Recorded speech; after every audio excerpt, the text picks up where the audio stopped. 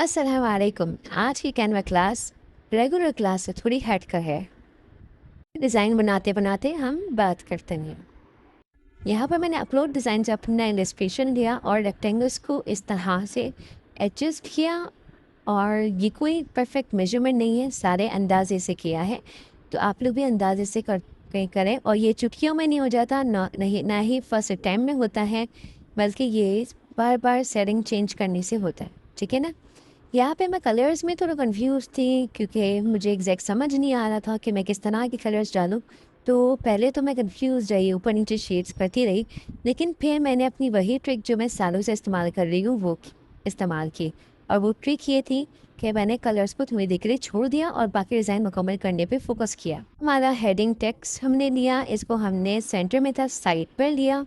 यहाँ पे line spacing थोड़ी कम की हमने। इसके बाद सेरिफ फ़ॉन्ट ज़्यादा क्यूट लगता है। सेरिफ फ़ॉन्ट वो होता है जिसकी आप कहेंगे चोंचें निकली हुई होती हैं सारे अल्फ़ाबेट्स पे, तो ये निशानी आप रख लें सेरिफ फ़ॉन्ट्स की। ठीक है।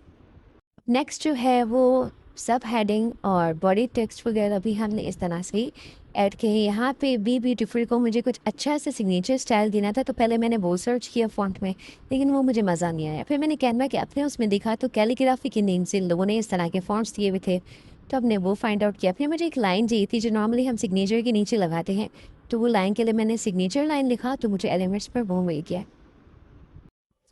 मज़ीद हमने बाकी सब टेक्स्ट सारे ऐड किए जो 1 बाय 1 लाइन्स डालनी थी।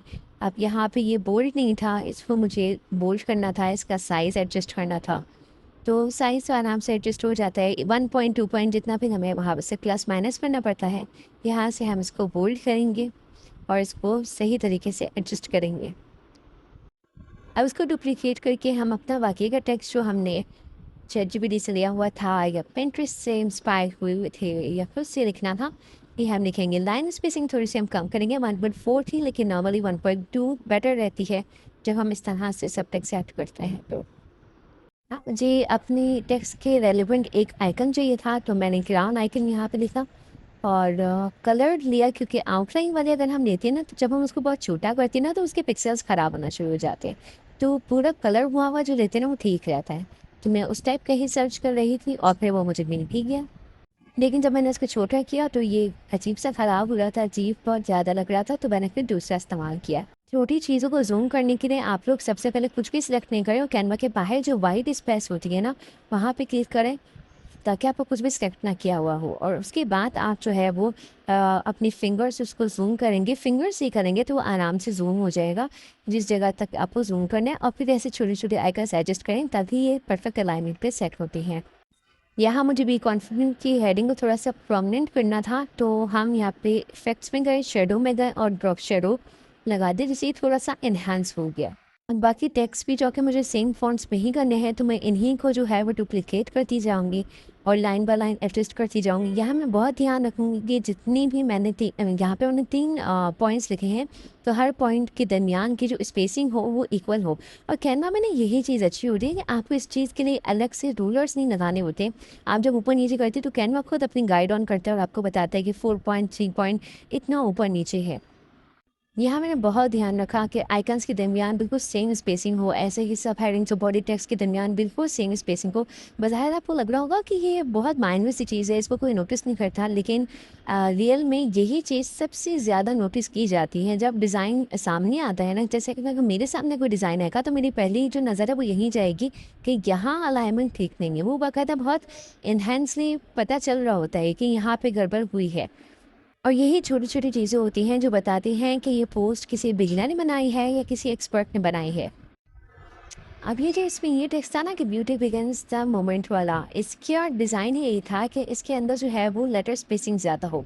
और be your own kind of beautiful, इसका भी यही डिज़ाइन था कि इसके अंदर जो है वो लेटर स्पेसिंग बहुत ज़्यादा हो।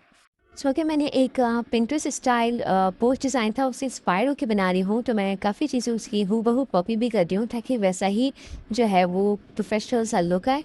और मैं ज़रूर आप लोगों से शेयर भी करूँगी कि मैं किस पोस्ट डिज़ाइन से इंस्पायर हुई थी और मैंने ये बनाया था।